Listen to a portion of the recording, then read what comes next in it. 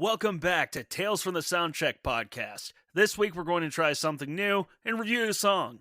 Recently, Bleeding Through re-recorded the 2003 track Love Lost in a Hail of Gunfire from the album This Is Love, This Is Murderous. We listened to both versions of these songs 1,000 times. We're going to talk about what we heard through our ear holes. Yes. We would love to add clips, and we are going to try to do that. At the moment, we are looking into ways to up the production for these reviews and have the tunes, but YouTube. We hope you guys enjoy it, though. All right. Let's get right down to it. We're just going to play the whole fucking song. No, I'm just kidding. Yes. Bleeding Through. Holy shit. Man, I've been listening to them for so fucking long. I remember when Brandon used to be in 18 Visions. Yes, I do remember when he was in 18 Visions. And that Very was different band. Yeah, and that was the late 90s into the inception of Bleeding Through. I saw Bleeding Through Ozfest 2004, I believe, while they were doing the tour cycle for this record. You and I were at the same gig. Hartford. Yep, that was also the first and unfortunately only time I got to see them. And then I believe I saw them in 2006 as well. They might have played 2006. I remember 2006 Ozfest being an absolute banger. That was a good year. No, because I went from 03. I think the last one I went to was in 06. Yeah, I only went to a few. Yeah, I went to a handful of them, but they were good. They were really good.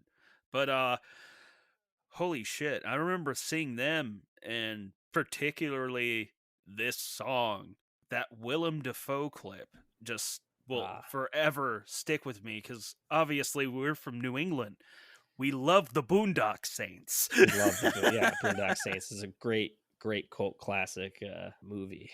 And yeah, that scene in the movie is, perfectly describes what the song title would be. So,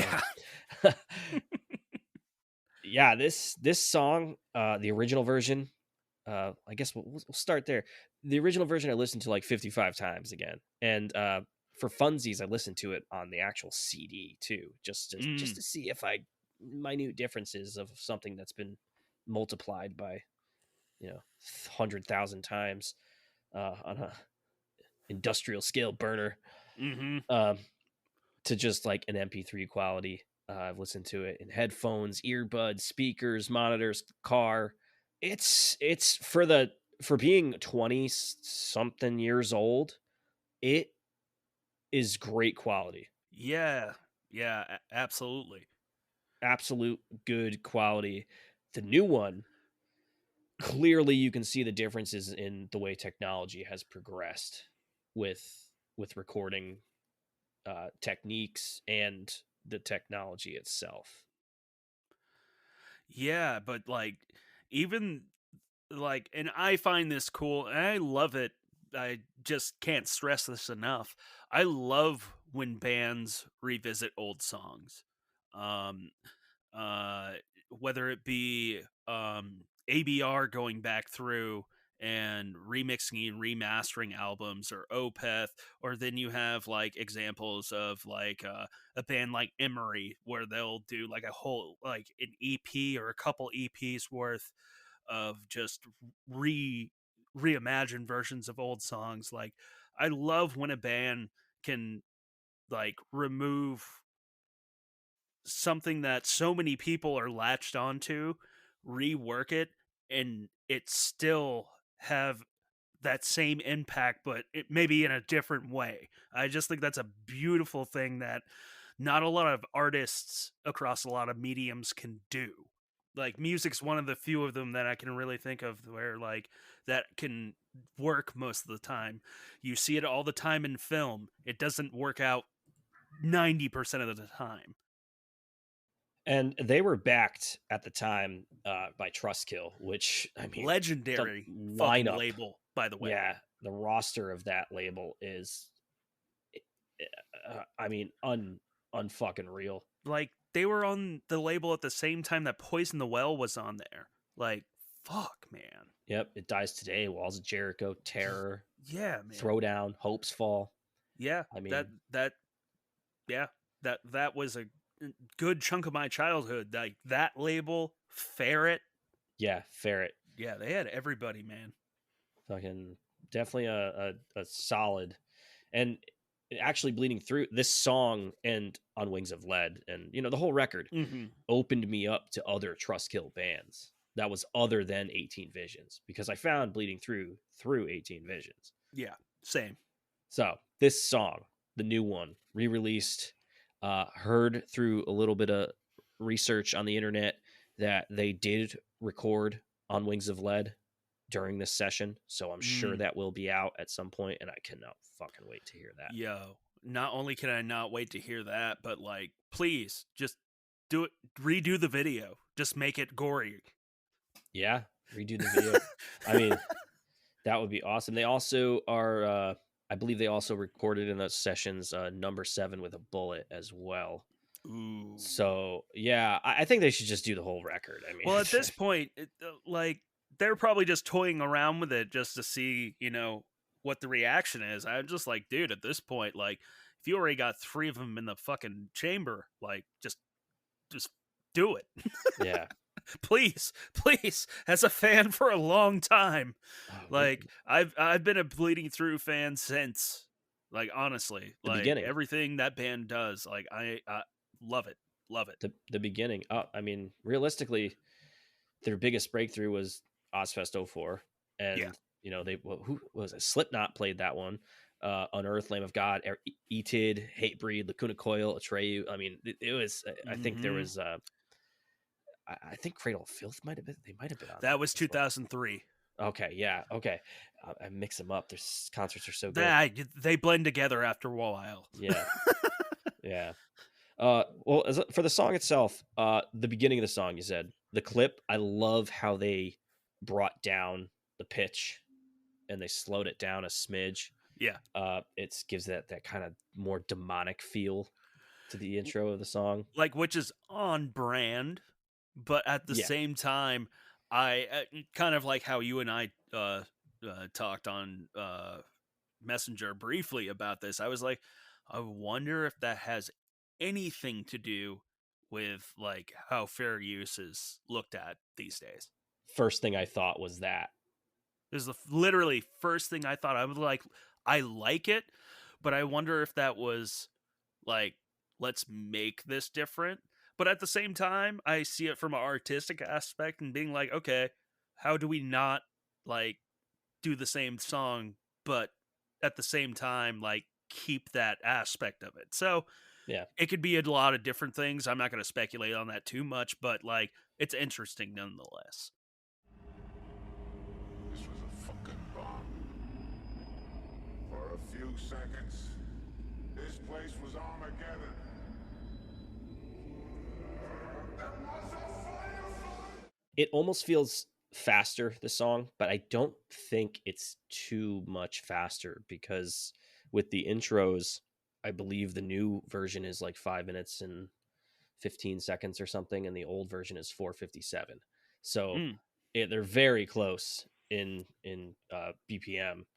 Uh, but I do notice with the newer one that that right hand on that guitar is moving yeah. fast, and it's just the beginning of the song. Uh, the snare hits in the beginning Yes. is the Hits biggest. like a fucking cannon Yep. Yeah. every time.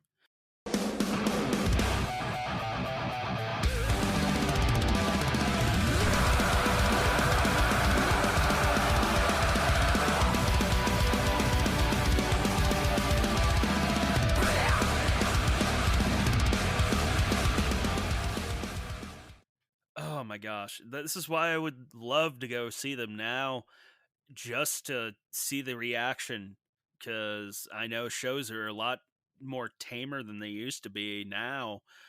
But back in the day, it was like if you heard the Zill bell, the ride cymbal, the China, or the single, or cat, cat, cat, cat, 4 snare hits, somebody's gonna fucking die.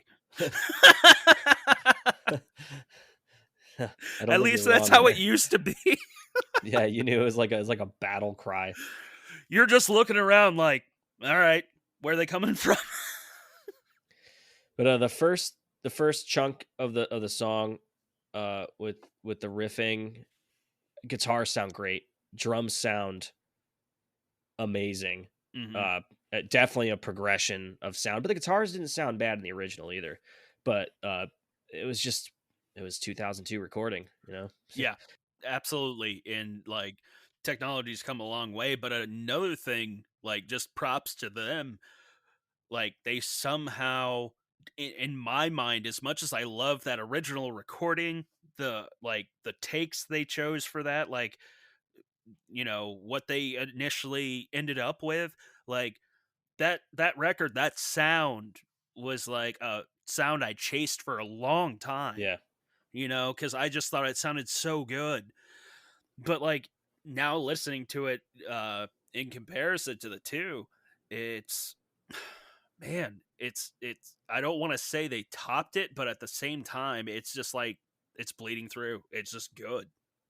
yeah, it's bleeding through with really good amps Yeah, and then and like really not good only guitars. that, but like the guitar solo, which were like, on the original recording, I loved the way the tone of the solo sounded, but then like I heard the new one and it's just like this is a much more articulate tone, and this like performance is just like awesome.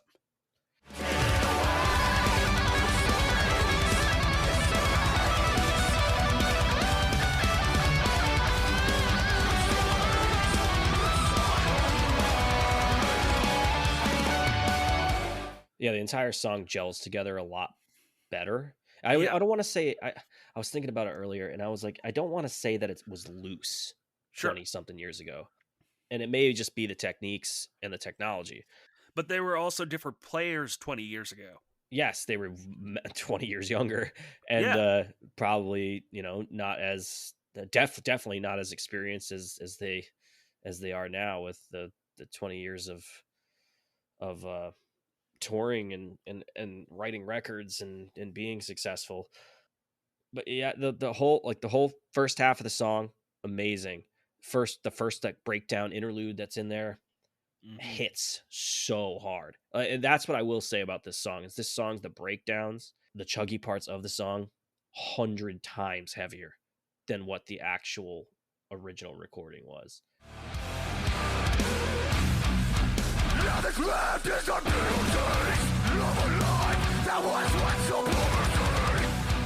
And where the cold and the roots, the laugh of bounds of mistakes. And sickness fulfills the air.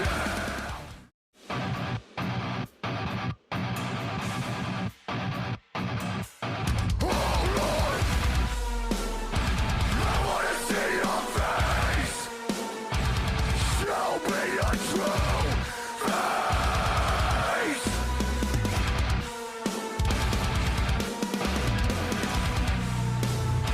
I wanna see your face. Show me your true.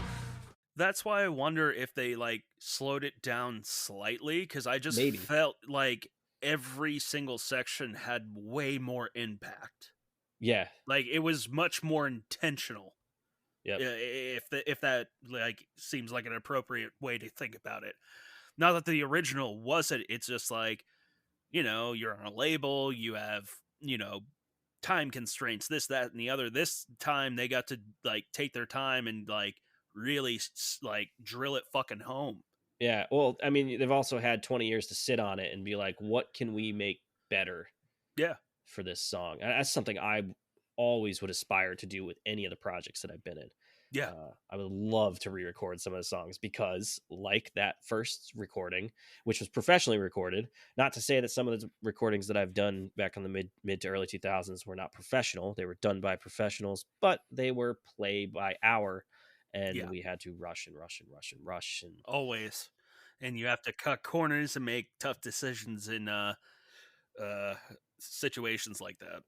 yeah, I'm not sure who re-recorded this. I don't know if it's a DIY type of thing where they're doing it themselves, which very well Yeah, possibly could these be. days, Yeah.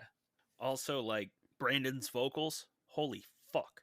Dude, he's He's always been like, yeah. for me, he was my favorite metalcore vocalist because, like, and they tread through so many different genres, which is why I hate pigeonholing them. Yeah. But from that whole scene that popped off, that Trustkill, like Ferret scene, like they just stuck out so much. Also, you have this amazing driving fucking guitars, drums. You have this fucking beast of a vocalist, and then they have the keyboard player doing her thing and being hot and like on top of being an amazing just performer, like the whole thing is just like the whole product is just awesome. And I just love that a band like that could just like, I don't know, like for them to have the longevity that they've had and just do this is really fucking cool. Yeah, and for Ryan to be a part of Light the Torch as well, to have enough energy to do two projects. God bless them. Yeah. Would you categorize them as metalcore? Yeah, I would. But they go through the hardcore, they go through the punk territory. They're definitely in the death metal territory. They Yeah, got breakdowns like metalcore bands. They click a lot of different boxes, which Yeah. is why I like them. You can't really pigeonhole them in the whole like, oh, they're this subgenre of metal, they're this subgenre. It's like, look, like through and through, they're just a fucking metal band. Like if you want to get down to brass tacks and like just leave the core part out of it, but like metalcore to me just seems appropriate from the time they came out of. Yeah. Like shit changes over time, and that's cool. More subgenres come out of nowhere, like and you know that's just the way it is. And they got like the Swedish melodic death metal aspect with a lot of Yeah, their riffing. And then you got you have Marta Peterson, you know, their keyboardist and secondary vocalist. She brings, you know, I mean, obviously there's keyboards, so you bring that industrial gothic aspect to it. So it's this band, I mean, they're very popular, but I'm surprised that 9 out of 10 people you walk up to that don't listen to rock music in general would never know who no, this band is. And it's no, our little gem in the sand. That's the way I think of it. And everybody that I've showed this song to, their jaw is in their fucking lap. They're like, oh my God, they hit every aspect of growth in the re-recording. The endings of the song are slightly different, yes. but the new one is just like, it like hits you in the soul, man.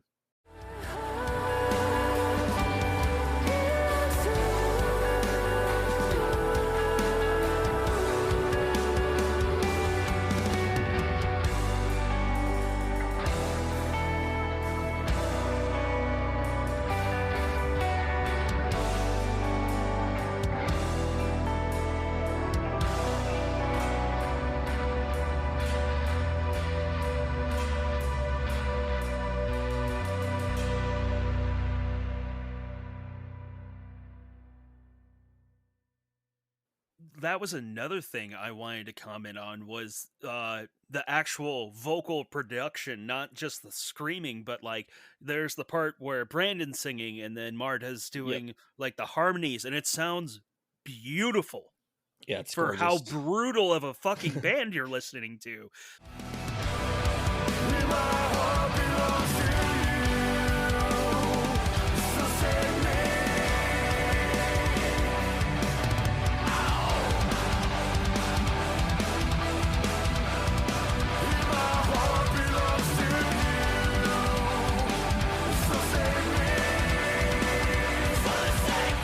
So it's like this weird dichotomy. And that's why I love fucking metal music more than any other genre, because it's the only genre that plays on this. Like, you can have these two extremes and they can coexist in the same piece. It's fucking awesome. They're the most metal band, in my opinion, that can fit in the hardcore scene and Yeah. still be considered hardcore music, because they are a part of, like you said, when you hear that Zilbel or that China hit, or that pop pop pop on a snare drum, it's going to be chaos. And that's Yeah. not just reserved for hardcore, but it's pretty fucking hardcore at hardcore shows. Yeah, pretty much. Tell me one Kubla Khan set that you've seen where when the snare hits, people aren't fucking dying in the pit. It's like a bunch of popcorn popping in a in a bowl. Seriously. That's what it looks like in their pits. I'm super hungry. It's catching me good. Yeah, the ending of the song, the ending with the bass. I mean, the whole song through and through is just beautiful rendition of a song that was already something I've been listening to for over 20 years. So it's awesome to see that, and it's awesome to see that they're going to be doing more. And if you haven't heard of Bleeding Through, go fucking listen to Bleeding Through. If you haven't heard This Is Love, This Is Murderous, listen to the whole record.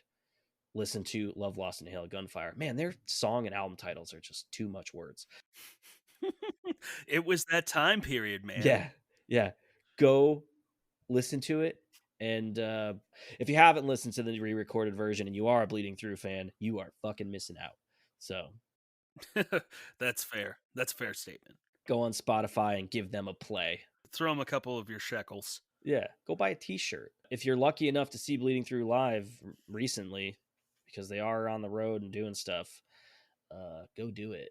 Yeah, for sure. Yeah, well, this is a experimental episode. We'll see if we get one play, you know. But any comments about the song before we depart? Yeah, sure. I mean, more bands, please do this. I know there's a lot of pinnacle records that came out around this same time.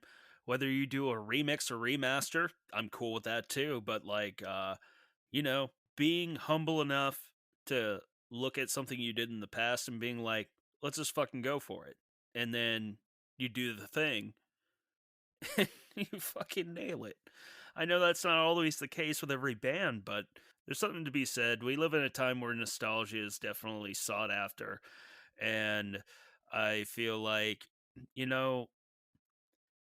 as much as like those times were awesome and everything, those songs and the times we live in now, like, could take on a whole like new meaning. And I think new people deserve to hear that, or at least, have the opportunity to in a maybe more modern way. Well said. We're doing this one more time, so we got 2 weeks of reviews. Our next episode, we're pretty stoked on too. It's not a 2023 re-recording of another slammer. Carnifex is Lie to My Face, except this time Adam Warren from Oceano is on that track. So if you haven't heard it, listen to it, and we will be back next week to talk about it. Beast. Also, side note, new job for a cowboy. Get fucking on it. Lastly, what do you guys want to hear? What do you want us to review? If we can start to perfect these and nail them, maybe we'll add some extra content in the future and get some new things crack-a-lackin'. Yeah, get in the comments, start some dialogue with us. Like, we're just trying to ride this thing out as long as we can, and if we can make it fun for you guys, it's always going to be fun for us regardless. You can be bored as shit and we'll still be doing this. But we want to try and also make this more enjoyable for you guys. So yeah, whether it be song reviews, album reviews, what do you guys feel about us doing some YouTube shorts, Instagram reels of riffs? I don't know. We're just trying to make this fun and want to get you guys involved. And we're interested in hearing what you guys want to hear. And stay tuned. We got a thick list of chat with the artists coming up. So for sure. The year's going to end strong. Indeed.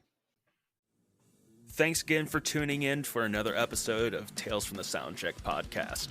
Follow us on Instagram at Tales from the Soundcheck podcast and listen on Spotify where you can follow and rate the show. Don't forget to hit that little bell and subscribe to our YouTube channel for full episodes and future exclusive clips. If you have any comments, want to chat with us on the show, or have your band featured, please DM us or email us at talesfromthesoundcheckpodcast@gmail.com.